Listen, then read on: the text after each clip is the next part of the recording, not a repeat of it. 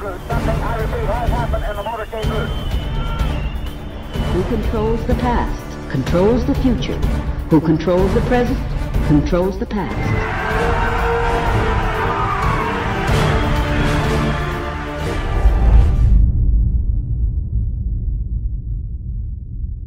Welcome to the Infowars Nightly News. It is Friday, June 12th, 2015, and I'm Leanne McAdoo.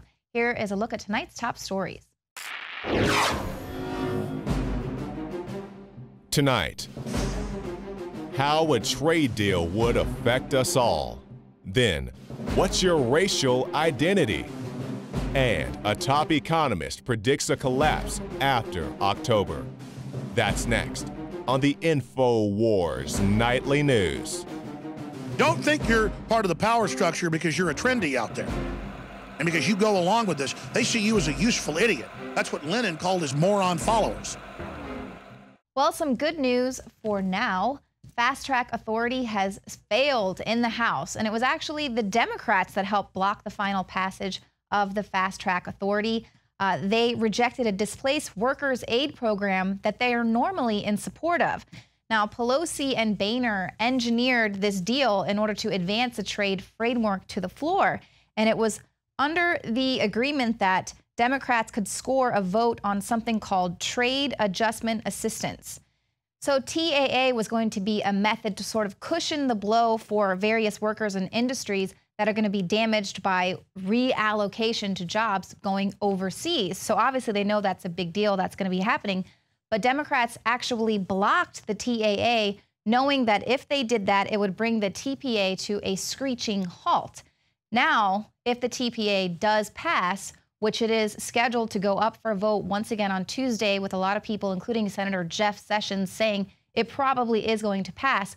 Well, now they don't have the bargaining power of the TAA. So there's no protections, no workers' protections that are going to be in place. So I'm hesitant to call this a victory just yet. Now, Nancy Pelosi had this to say.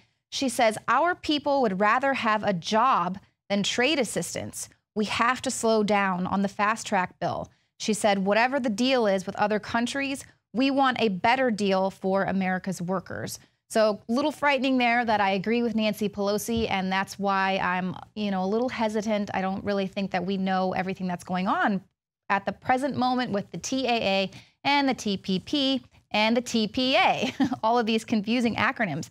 But that's the key. Whatever is inside the TPP, they know that jobs are going to be lost. And so there has to be some sort of worker protections involved with this. And Fast Track itself is a threat to democracy. Now, Senator Jeff Sessions calls the TPP a new form of global governance structure. He said the creation of it would be authorized through the 6-year Fast Track executive authority. Now, the key here that we keep telling everyone and bringing this up again and again and again, the key is that Fast Track is going to grant the next president the ability to make amendments to any of these trade agreements via executive order. So this Fast Track Authority is for the next 6 years. It will be like a living document. So why would anyone want to hand that power over to any president? That is what is really frightening about this. And a lot of people are saying, oh, we'll have 6 months of debate. No, we will not. We'll have about 60 days to see the TPP, and it's a up or down vote. And Sessions actually goes on and says, under Fast Track, Congress transfers its authority to the executive, and they agree to give up several of its most basic powers. These concessions include the power to write legislation, the power to amend legislation, the power to fully consider legislation that's on the floor, and the power to keep debate open until Senate cloture is invoked, and of course the constitutional requirement that treaties receive a 2/3 vote. He says, in other words, through Fast Track, Congress is basically pre-clearing a political and economic union before a word of that arrangement is even seen by a single person. Now, that's not what we heard by Paul Ryan, who said this is going to give Congress even more power, and Boehner said this is going to create even more jobs. All of these things are lies. So there is a lot of confusion with what's going on. And I tend to agree here with Senator Sessions, who's basically saying that this TPP is going to create a new global governance structure. In rare form, President Obama raced over to the Capitol to plead with his own party to pass the 3 sections to be voted on in order to fast-track his secret globalist trade deal. A trade deal that Ways and Means Committee Chairman Paul Ryan arrogantly vomited, "It's declassified and made public once it's agreed to," echoing the hubris of Nancy Pelosi's ramming of the middle-class life savings killer Obamacare, when she declared, "We have to pass the bill so that you can find out what's in it." But Pelosi turned the tables on her dear leader on Friday and instructed her party to ignore the president in order to slow the fast-track authority. And so while I'm a big supporter of TAA, if TAA slows down the fast track, I am prepared to vote against TAA, because then its defeat, sad to say, is the only way that we will be able to slow down the fast track. 15-minute vote. The U.S. House wraps up debate and begins 3 votes on trade measures. The first one dealing with trade adjustment assistance. This provides economic assistance to workers or communities who are displaced by trade deals. The second vote, if that first vote is approved, is on the Trade Promotion Authority, the so-called fast-track authority, giving the president the ability to submit trade deals to Congress for an up or down vote. And the last bill, it deals with customs enforcement, a customs enforcement measure that also contains penalties for countries involved in trade deals that also manipulate their currency. But this first vote is essential. It's a 15-minute vote, because if this doesn't clear, it is likely that the second vote won't happen. At high noon on Friday, Texas time, Obama was handed his tuchus by his own party and the successful pressure waged on them by the labor unions. The final tally on the crushing defeat of the Trade Adjustment Assistance Bill was 302 nays to 126 yays. A 3-to-1 margin of raging Democratic disapproval of their can-do-no-wrong Democratic president's policies. This is what a capitalist democracy, convulsing in its death throes as it attempts its metamorphosis into a corporatocracy, looks like. In order for the TPA, the fast-tracking amendment-free Trade Promotion Authority, to have any teeth, the TAA needed to pass. The self-touted progressive TAA, a program designed to help workers displaced by trade that Democrats had supported, but when tied to the Trade-Pacific Partnership, took on a whole new meaning of discombobulated trade regulations, dictatorial executive powers, no job displacement welfare, and economic upheaval. The TPA will now hobble on as a toothless beggar into the next administration, as it has a lifespan of 5 years. Throughout the TPA process, Senator Jeff Sessions issued critical alerts, bringing attention to Paul Ryan's deception and saying promoters of fast-track executive authority have relied on semantic obfuscation in an effort to deny the obvious. The president's top priority is obtaining fast-track authority because he knows it will expand his powers and allow him to cement his legacy through the formation of a new political and economic union. Backstabbing House Speaker John Boehner, who voted on the TAA even though the Speaker rarely votes, now has 2 options to sycophantically toady up to his aristocratic CEO overlords. Either proceed with a revote on Tuesday and attempt to get 80 more votes, or send the legislation back to the Senate for a major overhaul. After the defeat of the TAA and before the vote on the TPA, Majority Leader Representative Kevin McCarthy of California said, "Members are advised that we are proceeding to votes on the remaining 2 motions.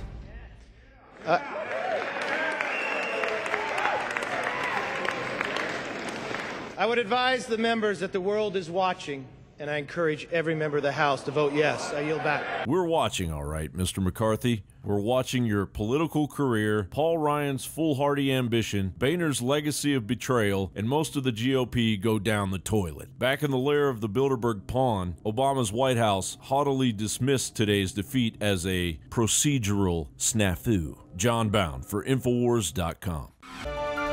One of the items on this year's Bilderberg agenda is the elite's ongoing war on cash. Well, now, top economic forecaster Martin Armstrong is predicting a crash coming just after October. Martin Armstrong began his studies into market behavior. Armstrong's work has become world-renowned. The model has successfully pinpointed not merely major specific days when events will be in advance, but it has provided one of the most consistent guides for understanding the turning points in the global economy and thus the business cycle, not merely within a domestic economy, but within the global economy on the collective basis. ArmstrongEconomics.com. In '85, forming the G5, the dollar was up dramatically at that point. The Deutschmark was like 4 to the dollar. And they basically just stood up and said, okay, fine, we're going to, we want to see the dollar 40% lower. And that was the '87 crash. And because I went public and warned them they were going to create this crash if they do this, I mean, a common sense, you sold the Japanese, everything from Rockefeller Center on down. And they own like more than a third of the U.S. national debt. Now you stand up and you say you're going to devalue it by 40%. Don't you think they would sell? There's no rational discussion with these people. And so they just started selling, and that was your '87 crash. Let's talk about this secret meeting in London to end cash. And along with that now is this huge push in the media to get rid of cash. That's a bold move, but again, let's talk about why they would want to do that, A, but then B, about the secret meeting. Well, that's how they pulled this off. The media is part of the tool. And it was Larry Summers who first came out and said, gee, interest rates should go negative. Now, he wasn't in the administration. He was just at Harvard. So what happens is they can, if the market rejects it, they can say, oh, that's just him talking. If it accepts it, all right, they're right behind it. So this is how politics really works. So what you're seeing right now is the media coming out, yeah, we should get rid of cash. And that is the balloon. They're floating. They're trying to get yes. The reason I've been pretty much so vocal, coming from the professional side, liquidity is absolutely evaporating. And it is scary because that means when this thing turns down after October and government bonds, et cetera, you're going to see a massive, collapse, massive. When this thing turns down after October and government bonds, et cetera, you're going to see a massive, collapse, massive, because there's no bid. Good God. And it's really, capital is scared to death everywhere. And they've been selling the longer-term paper, 10-year bonds, et cetera. The bonds have crashed. And they're moving everything into like 30-day to 6-month paper max. And because nobody knows what's going on.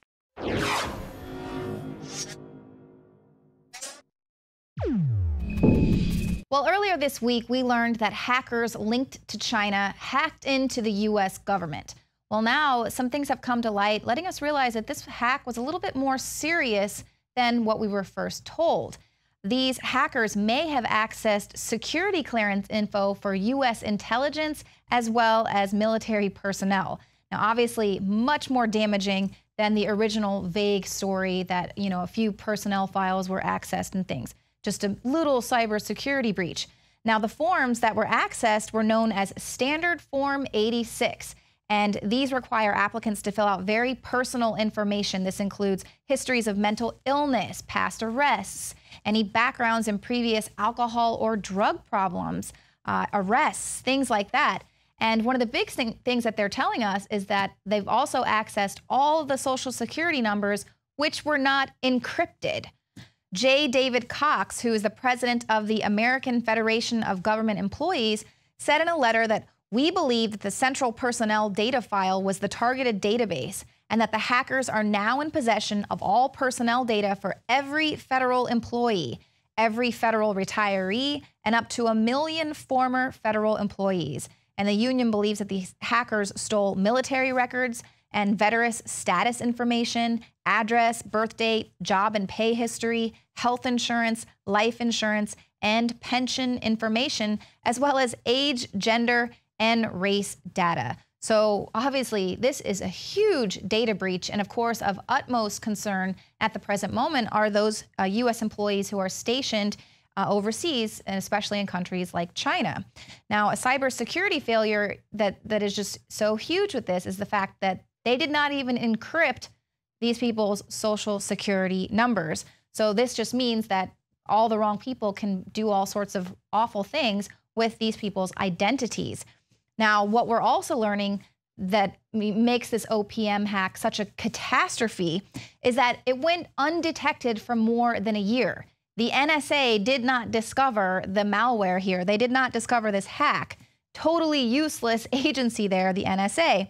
A private company discovered that there was Chinese hackers linked into the government system. So it was a private company giving the Office of Personnel Management a software demonstration, trying to show them how they needed to update their software. And it was then that they discovered that indeed Chinese hackers had installed some malware there in this agency. So hopefully this private corporation, this private company was awarded a contract, but these are the people that are taking all of our metadata and telling us not to worry about it. These are the people that we're supposed to be trusting with all of our health insurance when they want to federalize the health, completely change the way that we do healthcare in this country, and we're supposed to be trusting them with our personal information. So I'm sure that we're not going to hear the argument, oh, well, if you've got nothing to hide, then why are you worried about it now that it's actually going to be affecting people who work directly there in the government?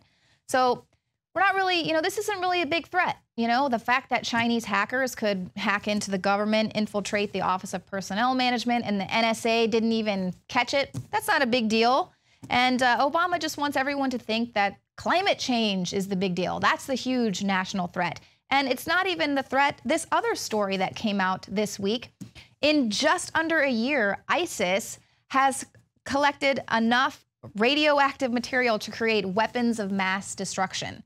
It has been confirmed that ISIS has stockpiled enough radioactive material to create a weapon of mass destruction, and Obama admits he doesn't have a plan. So it's a totally unfair and unbalanced fight. And now the rebels are the freedom fighters, the Syrian National Army are being beaten every place around Syria. So we've got to change the battlefield situation, and just sending arms, very frankly, although they need them very badly, they need anti-tank and anti-air weapons, is not going to change the situation on the ground, and the massacre goes on. ISIS, blatantly supported by John McCain and the Pentagon, and hesitantly supplied tanks, rocket launchers, missile and anti-aircraft systems in accidental airdrops. According to volunteer forces who are fighting the terrorists, American helicopters dropped boxes of weapons in Yathrib and Balad districts in the Salahuddin province. Now, the airdrop comes as the Iraqi army and volunteers are making significant gains against the terrorist group there. Now, back in October, the U.S. military admitted that a bundle of ammunition and weapons it had dropped over the Syrian border town of Kobani had ended up in the hands of ISIL members. Now it has been confirmed that ISIS has stockpiled enough radioactive material to create weapons of mass destruction. In the ISIS magazine Dabiq, ISIS declared their intent to acquire a nuclear warhead from Pakistan with their billions of stolen funds gobbled up as they ransacked banks and took control of oil fields across Iraq and Syria. ISIS claims that all they have to do is call on their leaders in Pakistan to purchase a nuclear device through weapons dealers with links to corrupt officials in the region. India's defense minister, Rao Inderjit Singh, made the remark, with the rise of ISIS in West Asia, one is afraid to an extent that perhaps they might get access to a nuclear arsenal from states like Pakistan. Bloomberg quoted him as saying, ISIS admits that the scenario is a bit exaggerated, but then points out that a few thousand tons of ammonium nitrate explosive used in mining operations, or the weaponization of toxic chlorine as the gas bertholite, would be easy enough to make. And it's designed to target mainly an American audience that is not geopolitically informed and doesn't know what's been happening for over 2.5 years in Syria, where NATO and the United States, that includes France, England, you name it, have injected over 100,000 foreign fighters from Saudi Arabia, from Qatar, from so many other countries that are al-Qaeda in over 60% of the cases. That's admitted. They are engaging in incredible atrocities across the nation. And 3 times in the last 2 years, they have been caught staging chemical attacks. They've been caught. Even mainstream news admits in the back of the paper, okay, they staged it. It's the type they used, they did it to blame Assad and the Syrian military so they can take over. There is a reason why President Obama There's a reason the White House science czar wrote a book about brain damaging us with it. Proliferation of these weapons. Because you're a bunch of murderous, psychopathic bastards. And I'm so sick of watching you commit crime after crime and running Al-Qaeda. That this international norm cannot be violated without consequences. Liar. And there is a reason why, no matter what you believe about Syria, no matter what you believe, all peoples and all nations who believe in the cause of our common humanity, should support them injecting Al-Qaeda rebels to try to overthrow the government and kill all the Christians. ISIS is about 30,000 irregulars. They're not technically trained to fight. They have only the heavy equipment that they capture from us. Australian Foreign Minister Julie Bishop says NATO is deeply concerned about radioactive materials ISIS has seized from research centers and hospitals that are exclusive to government stockpiles. ISIS has already been pushing its way into Saudi Arabia, Yemen, and other parts of the Middle East, becoming, as UK Home Secretary Theresa May declared, just months away from becoming the world's first truly terrorist state.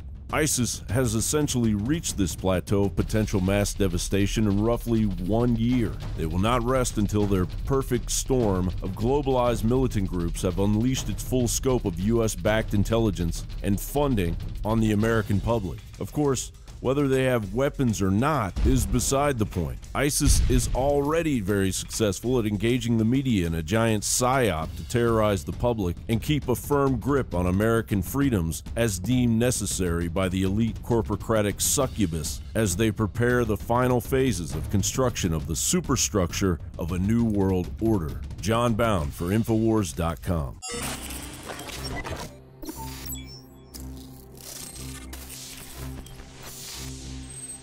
That was a clip from an 80s movie, Soul Man, where an affluent white teenager fakes being black in order to get into Harvard.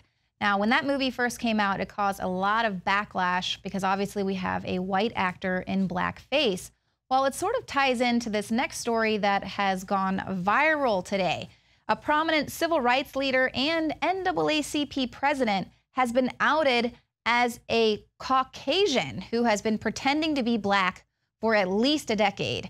Now, normally, lefties would jump all over this story because it's the ultimate cultural appropriation. But the issue is that for the better half of the year, progressives have really been pushing for this acceptance movement for self-identification. Should self-identification trump objective truth? So the critics of self-identification as objective truth finally have their test case. So according to her parents, Rachel Dolezal has been disguising herself as an African American after she assimilated herself in with that community and that culture nearly 20 years ago. Dolezal is president of the Spokane, Washington chapter of the NAACP. She also chairs a city police oversight commission. She earned her master's degree from Howard University, which is a historically black college in DC. And she's also an adjunct professor of Africana Studies at Eastern Washington University. She writes several blog posts about living as an African American here in America. And she's also states on her bio that she's been the victim of numerous, at least 8 documented hate crimes. No suspects have ever been identified in those hate crimes. And it was actually the latest hate crime that she claimed to be a victim of that caused her true identity to be revealed. She claimed that someone had put some letters and pictures of lynching in the NAACP's P.O. box, but the post office said that there was a problem with that because it had never been processed through the mail. There was no barcode on it, and that the only person that could have put it in there and put it in that mailbox was either a postal employee or someone with the key to that P.O. box. So then this caused a local news station to start doing a little investigating of their own. They confronted her and they say, you know, are your parents white? And a Vine that's been looping all day is her saying, I don't understand the question. I don't know what you're talking about. So then they went and they found her white parents who outed her, and they were, they said they haven't been in touch with their daughter for years because she didn't want them around because they would blow her cover and all this stuff. And they were kind of upset about the fact that she was passing off her younger adopted brother as her son. So now normally, like I said, this would be the ultimate story of cultural appropriation. But now we are forced to ask, what is the material difference between Rachel Dolezal and Caitlyn Jenner? Ooh, everyone's saying, race is just a construct anyway. So why does it matter how people classify themselves? And in her heart, she is black. So shouldn't we be actually really upset with her parents who outed her and refused to accept the identity that she has assumed? She self-identifies as a black woman, and she has gone really hard in the paint to live this life. So what is that, guys? Okay, I'm hearing that we actually might have some footage of Rachel Dolezal getting her diversity training. Let's throw a little bit of slang in there. Say, yo, that jacket is tight, son. You know what I mean? Yo, that jacket is tight, son. You know what I mean? Yeah, me. Yeah, something like that. I don't believe you people. Huh? What do you mean, you people? What do you mean, you people? Huh? So obviously we're just having a little bit of fun here today, but that's it. That's the big diversion tactic. It's getting us all talking about, are we really free here in America? If we're free, we'll be free to wear a dress, or we're free to get a total race lift if we want to recognize ourselves as black here. Those are the only freedoms that we're allowed to discuss. Don't even pay any attention to the fact that your actual freedoms are being stripped away in DC right now. So we're not going to fall for that diversion tactic. Now, thank you all for tuning in to our show tonight. If you're watching us on YouTube, please hit the subscribe button. Help us out here. Help us dominate the internet. And then head over to prisonplanet.tv, where you can also become a subscriber. There, you're going to get instant access to over 18 years worth of content, all the Alex Jones Show, our special reports, rants, as well as ebooks. And you can share your username and password with up to 20 people at the same time. So that's 20 people being able to watch the nightly news live with you. And of course, your subscription definitely helps support this operation, and we definitely appreciate you. So thank you so much for tuning in, and we'll see you here Monday, 7 p.m. Central. Dave, my mind is going. I can feel it.